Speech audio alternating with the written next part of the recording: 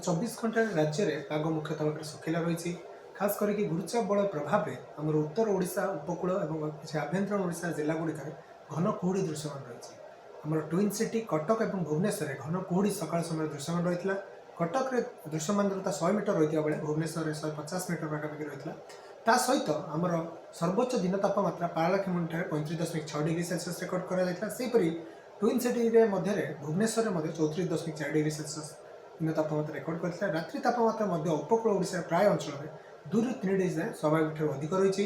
सर्वनिम्न रात्रि तापमात्रा आम Rourkela 14.7 degree Celsius record कर बर्तमान कौन निर्दिष्ट पाणीपागर प्रभाव ना तेणु आगामी 5 दिन जाए राज्य में पाग मुख्यतः भाव में सुखिला षष्ठ और सप्तम दिन जोटा कि आम रोचे 23 और 24 तारिख में गोटे पश्चिमा झड़ प्रभाव में राज्य केतक जिले में हालुका वर्षार संभावना रही। आगामी जो रोचे 2 दिन मुख्यतः भाव में घूर्चा बल जो सक्रिय रही ओडिशा उपकूलस्थ बंगोपसागर अंचल में सक्रिय घूर्चा प्रभाव में आमर किसी उपकूल पार्श्ववर्ती जिलागुड़िक आगामी 2 दिन जाए घन कुहुड़ी रही संभावना रही।